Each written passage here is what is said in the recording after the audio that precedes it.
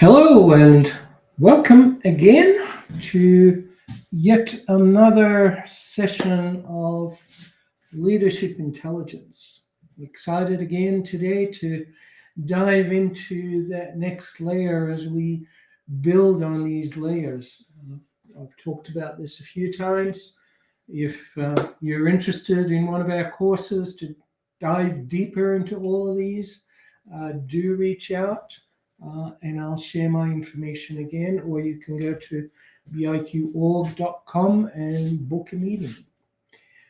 Give me a thumbs up if you're catching this. I just want to make sure we are communicating properly, that my stream is live, my voice is going, it is fall, it's beautiful, the leaves are turning, lots of different colors. What comes with it is the traditional coughs and flus and things that start to happen. So I hope I don't get one, but my voice is going. All right, thank you. Welcome. Good morning, good afternoon, good evening, wherever you're coming from. This is very exciting. As usual, let me just dive in and mention the book.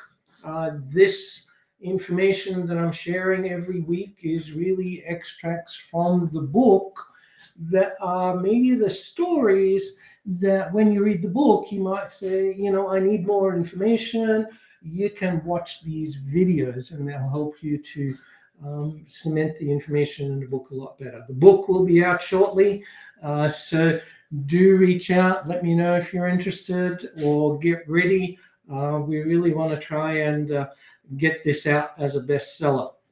This is volume 1, and there is a volume 2 that will dive into more on the coaching side of some of these scenarios. 196 scenarios in this book, so you can actually look up what you want to resolve or what challenge you're dealing with, and you can go to those sections and read what's in there and see if it applies to your situation. You need to align to your context. All right. So without further ado, let's jump into today's presentation.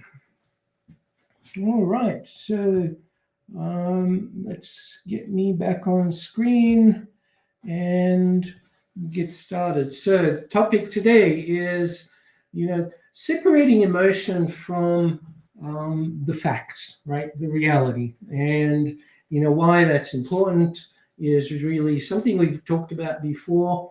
Leadership,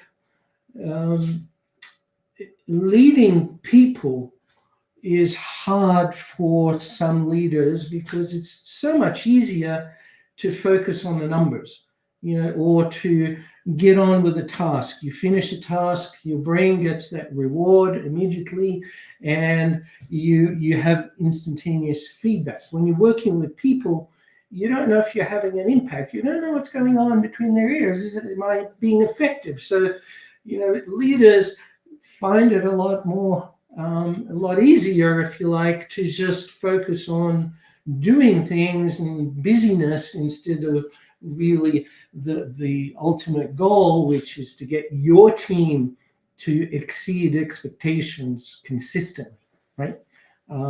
So it's I was using an analogy talking to someone yesterday, and it was about medication. What is it about medication that, some people just, they refuse certain medication because they don't have an idea of the effectiveness of it. It's not visible. Whereas other medication, for example, blood pressure medication, you take it, you can see pretty quickly your blood pressure has changed. That's instantaneous feedback. You go, yes, this works, I'll keep doing it. On the other hand, cholesterol medication, you might get your blood test and see the results, but you don't know, is it really having an impact? Do I really want to do this? It makes me feel bad. Maybe I'll stop it. And so it's the same with leadership. When you're dealing with people, as opposed to KPIs, right? It's so much easier to just say, do this, and you get that result, you measure it, and either positive or negative, and you're done, right? But when you want to have your team collaborate and be more effective and achieve more than you could possibly imagine, how do you do that? How do you get there, right? And so today is really important because the emotional drivers and triggers that fraught your ability to get people to where they need to get to is the critical component that you need to start working with, right? And we've talked about many different topics. Let me just get this clicker working. So we've covered a few things over the past few weeks. This is part 2 of the book, and we're into chapter 5 of 6 actually, but we're doing a 7 as a wrap-up here. So the crucial understanding of what we've gone through to build on that is really reducing a lot of things that are precursor to being able to get to this point of really understanding the emotion versus behavior, the feeling versus facts, the 2 F's, if you like. Right, so we've covered the observation, cracking the code, your lens. We've cleared your lens that distorts what you see. We've also touched on making the invisible visible. All of these are building onto today and next week. So what is it really about? It's going to shift your language from I can see you're angry, right, which is projecting a feeling on someone else like you could read their mind, right, versus saying I observe you left the meeting early. Okay, opening up the conversation as opposed to judging what you observed as a feeling. So we often take our own feelings and project them onto someone else as if they are just like us. And how many people do you know that are just like you? 0, right? We're all unique. Everybody's unique. So I can't read minds, and I shouldn't project that. I need to figure it out and understand it. This is where facts, I'm a behavior scientist. The word scientist means I deal with facts and data, and I need the supporting information to validate what I am projecting and what I am thinking, to eliminate that dynamics that is fraught with all kinds of judgments and biases and distortions. Okay? Leaders confuse what they see with what they feel. So, they observe something, you observe something, you translate it into a feeling. I'm going to dive into that in more detail. And the emotional trigger then projects information onto somebody else. If you said, I see you're angry, what are you triggering in that person? You're triggering defensiveness, right? And so we are looking to shift from that. So most feedback fails when we try to target the feeling as opposed to trying to understand the facts, the behavior, right?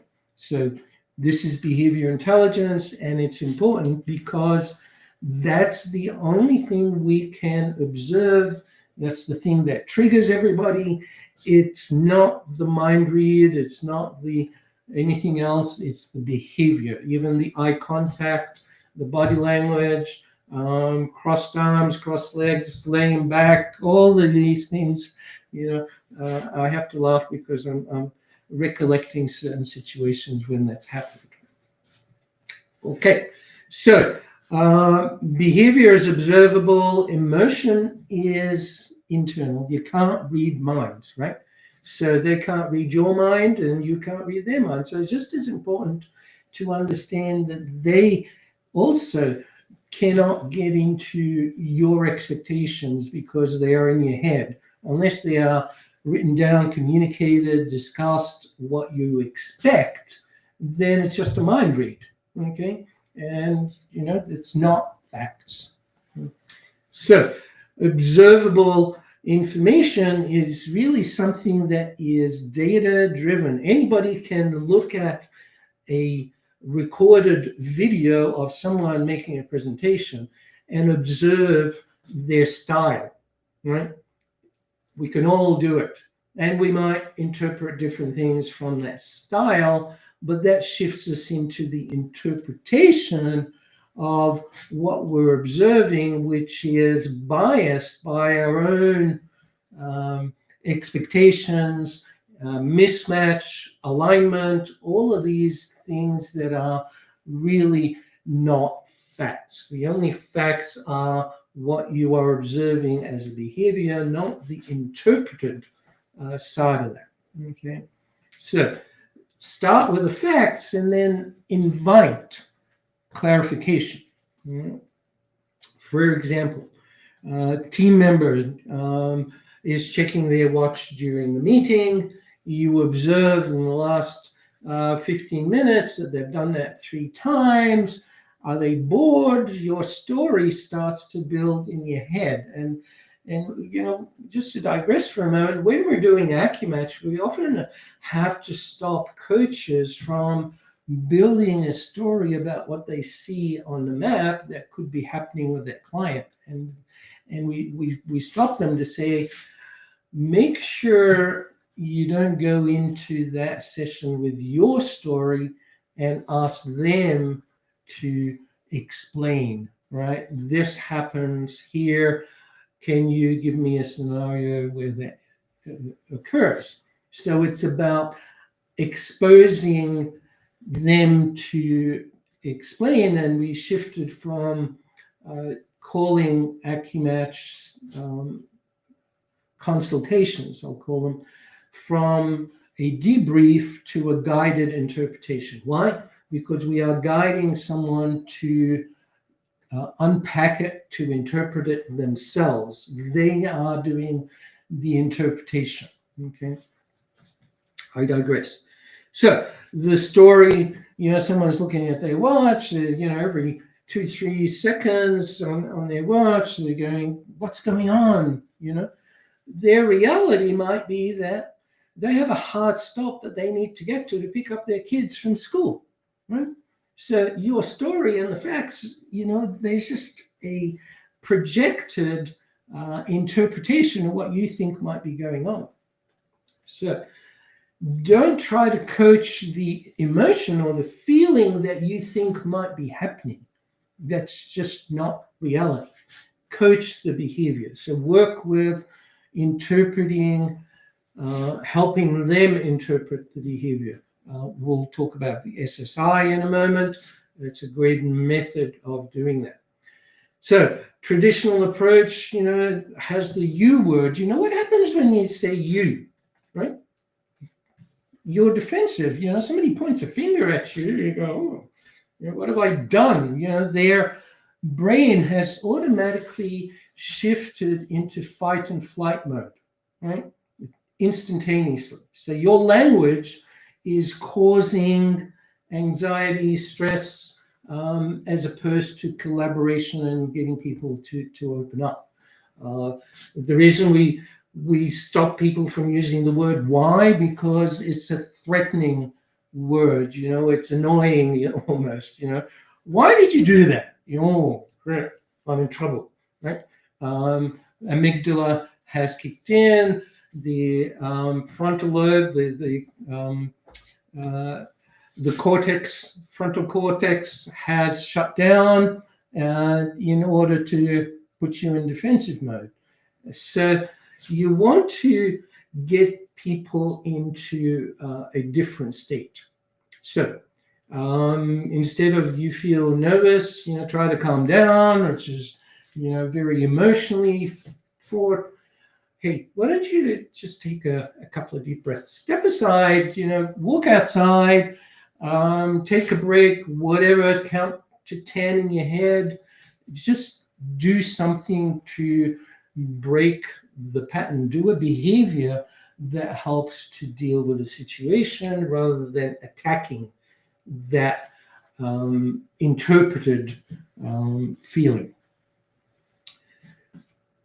Here's that example, a team member is nervous before a presentation. Old approach, you seem nervous, try to calm down. No concrete method for them to figure out what to do, and confidence built through repetition, positive repetition, not just meditating or positive thinking. That doesn't really change things. It's the behavior that reinforces and builds confidence. It's the positive reward that someone gets from the results. So when they do the breathing and they get a good result, their brain go, "Ooh, that actually worked," right? So they'll do it again. And whenever they're in that situation, they know exactly what to do because it's become unconscious competent capability, right? The 2-second pause, right? It's important to process sometimes and not just puke out the first thing that comes to mind. Don't vomit all over somebody, right? So eye contact has always been something that people value. It's not the most critical thing. Feedback and is more important. We'll talk about that in another session. But it is valuable. It is important. As I'm talking to you, you're looking at me and seeing how often I am making eye contact with you as opposed to looking at the slides and preparing. But I have to do that in order to process and think, and maybe I'll look up and interpret things. So I don't need to be 100% all of the time in your face, right? All right. I had a manager one time that was on that extreme and used to get really annoyed when someone didn't maintain eye contact while he was talking to you. So you weren't allowed to process what he was saying. I digress. All of these are lessons, but it's so real. I laugh about it, but it's true. It happens. Okay. So principle 3, we're going to cover 6 principles. This is the third one. So, separate signal from story. This is the SSI method, right? The signal is your trigger. So you see something, you're playing a story based on your values, your beliefs, your expectations, how you want them to be just like you, and they're not. And so instead of going into a judgment and pointing the finger and asking why and all of these things, why not shift it to encouraging them to explain what you are seeing? Okay. So the story in your head is, okay, someone left 6 minutes early. I'm interpreting, were they frustrated? Were they bored? Were they not interested? And instead of all of that, I would approach them and say, can you share with me what prompted you to leave? I'm curious, right? So it opens up, gives them space to explain and share. You might be surprised as to the reason when you allow people to do that. So it separates the facts from the interpretation, the judgment. It invites clarification instead of defensiveness, and it prevents that false narrative, right, from taking root. And that they have to explain themselves because you put them into a fight and flight mode. The amygdala is kicked in, right? Instead of allowing them to open up, the emotion then hijacks and distorts the clarity that you are trying to seek. You want to know, why. You don't want to cause them to be defensive and make up something. You want them to actually participate and feel trusted and comfortable in a trusted environment. And you need to create that. The old open door policy that wasn't really open door. It was, don't you dare come into my office, right? So those things are fun to play with. Right. So the prefrontal cortex needs to be engaged in order for people to feel comfortable to share, to participate, to collaborate, to think clearly. Your brain cannot do both. I often say to people, careful when you attend a course or a presentation or read a book. If you start judging the author, you stop listening to what they're saying. Okay.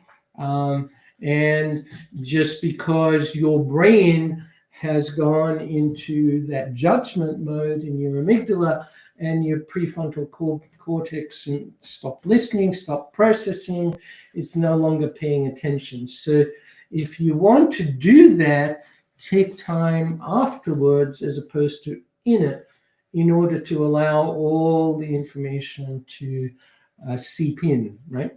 You don't have to take it all in and assimilate it blindly, but do understand how your brain works and what you need to do.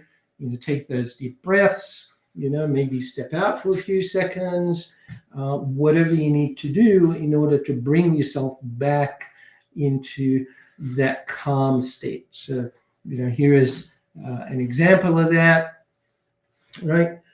Of what you can do to get yourself into that. So if you practice this enough times, you will start to develop a technique that allows you to really participate well with your team, okay? As a member, a leader of the team, rather than a judge of the team. Right? So rate yourself before a meeting, for instance, as an example, right? Do some grounding exercises, practice this. And then after the meeting, just check how well that worked. You need that positive reinforcement. You got to close the loop. It's just like completing a task. You need to treat this like a task. If somebody gives you a document to review, you look at it, you want to go through it, you finish it, you hand it back, you're done, right? Okay. Your brain goes, I've finished that. And so it can get on to the next thing. If you don't have a system to close the loop, it stays open and your brain goes, it wasn't important. Okay. And so it's not going to keep doing it. So be aware of how your brain is programmed. You're programming your brain, right? And you can do it very effectively. You just need to pay attention to the structure of how you do that. It's a behavioral structure, not a meditation and think about it and it will happen. It doesn't happen that way. All right. So you're in a meeting, you project some emotion, and it was around the report, it didn't arrive or whatever. And so you leave, you talk to someone, you say, were you upset too? Instead of, how did you experience it? Allowing that emotion to be pushed aside and say, what did you think? I observed this happened. Okay, did you observe the same thing? Allowing that conversation to happen. So true empathy separates your feeling from theirs, right? You get that, right? It's not about you, it's about them. And so if you want to really participate well with people, encourage them, come across as empathetic, and control, you need to control your emotion, right? That's critical. So, own and invite. This is the method that we bring into that. So the approach, distinguish your internal state, make sure you stop and listen to your story. eliminate your story. We do this in coaching. It's important for coaches to do that really well, because when you're with a client and it's their story, their situation, you need to allow them to do that without your emotions coming into it. And that takes practice, right?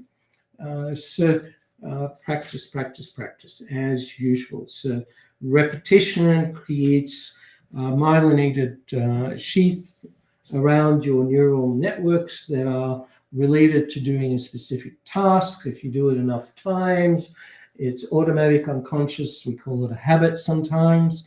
And, how do you develop this? How do you develop good habits? Well, you need to, as I said, practice focusing on behavior, right? The observed, separate, then coach, right? So observe the behavior, separate your story, and focus on actionable behaviors that will close the loop when you tick the box and see the outcome from that. Okay.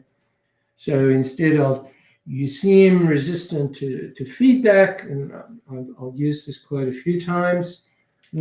I observe you crossed your arms and looked away when I mentioned the deadlines.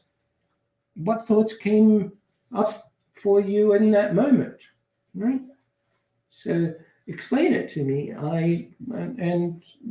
More often than not is I needed to think about it and process it, and that's my calm state. It allows me to do that, right? And so it was all positive as opposed to the judgment in the story, the emotion. Your 30-second reset ritual, practice that. You can recognize it in yourself. If you do that enough times, you'll also start to recognize it in other people. Okay, so practice it on yourself first. Consider when your heart rate's going up. I love the watches these days, because you can go, oh, I'm feeling a bit anxious. I'm just going to check that. And you can check your heart rate and compare it to your calm state. And what happens when someone is talking and you get all these ideas, and you're actually making all kinds of judgments. Your emotions are being hijacked, right? You want to jump in, you want to interrupt, all of that sort of stuff. Unfortunately, sometimes, despite our best intentions, we still do that. So remember to allow yourself to be human, but get it back in check, get it in control, and work with that. Practice the reset, right? Calm down, pause. Maybe, I was talking to someone a few days ago, and they get like that quite often. And I said, just get a pen and paper as soon as that happens. Note it down so that your brain can put it aside, and you can get back to focusing on the dynamics of the situation, right? You don't have to step out physically sometimes. You can step out mentally for a few seconds, and you'd be surprised. People won't even notice that few seconds step out, all right? Okay, but don't just be, drifting away for minutes at a time. It's a few seconds. It allows you to come back, re-engage your prefrontal cortex, right? Tell your amygdala to calm down, right? And so you can think clearly, you can participate together. We're all humans, and we all have something that we can share if we work together that way. So just a quick review of that, right? The signal, story, inquiry, right? So you get a signal, make sure you recognize what story you're applying to it. This is your expectation of them sometimes, or your judgment based on how you're feeling and how they're hurting you, perhaps, and you want to have an outburst about it. You need to take that deep breath, calm it down, ask them to explain that behavior that you observed that triggered you. Okay, let's not deny the fact that it didn't trigger you. It did trigger you, right? So do take the time to do that. As I said, this stuff works, and what we're trying to do is, shift from the thinking, if a tree in the forest falls, does it make a sound, to yes, I put a microphone and I checked, it does make a sound. The same here, if I work with a team member and I do this, will I get the results? Will I help them to achieve more? If you don't check that loop, right, you're not reinforcing what you're doing to help that person. You're not going to keep doing it. You're just going to take the easy way out and just be busy as opposed to leading. Okay. Did that behavior shift? So that loop, close it, right? And work with that. So we've touched on a number of things through this part of the book. It's a really important part. It's all the first part, we touched on a lot of the self-awareness and so on in order to understand yourself, going into the behavioral side of things that we have been talking about. This is the behavior intelligence. That's the foundation behind becoming a great leader. And that's why the book is called Leadership Intelligence, although I was tempted to call it behavior intelligence. That's the tools as opposed to the result. You need to become an intelligent leader. And what does that mean?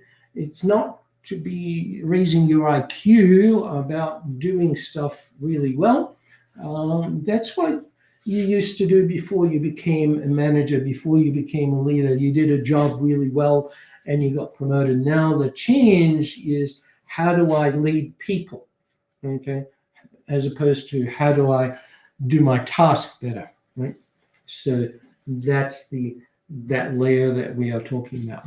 Okay, we've touched on some of the language, the you, the why. Get rid of all of that from your language and bring it back to what you're interpreting. It's your interpretation.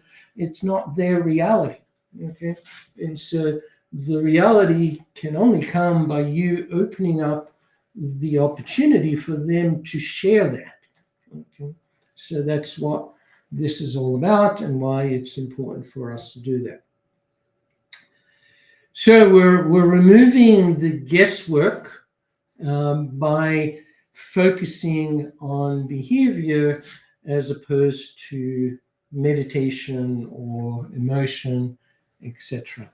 Right? Moving from the story, the interpretation, to inquiry. We've often thrown around the phrase active inquiry, okay, but we never really explained what that means. Maybe this is the catalyst to understand why it's important and how to be effective with active inquiry. Okay. Instead of defensiveness, we create collaboration. And instead of guesswork about what might be happening, we gain understanding through precision, through facts. Okay, facts, not feelings. Okay. Just where we're going to next, right? So the foundation, the layers that we've built so far through the past few chapters, observation, patterns, clarity, invisible drivers, emotions. And next we dive into understanding what drives people beneath their behavior. Okay, so that's what we will be doing next week. So it's an important one. And it's going to give clarity to a lot of what I've been talking about over the last few chapters. Okay.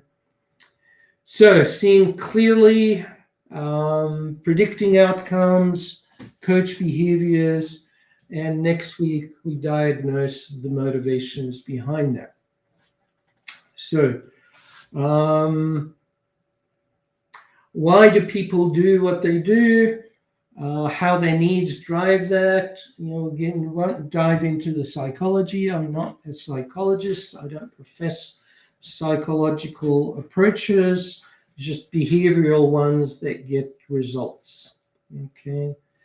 So if you want to know more, do reach out, book a meeting, acumatchbi.com.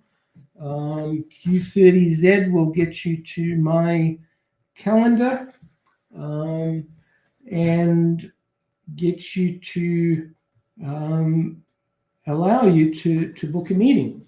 If you want to reach me or you want to check out some of those other chapters, the previous events, you can go to biqorg.com/events. You'll see everything there, some of the podcasts, and the podcasts this week coming up. It's an exciting one. I'll be meeting with Mike and talking about his methodology that he's developed, which is really powerful.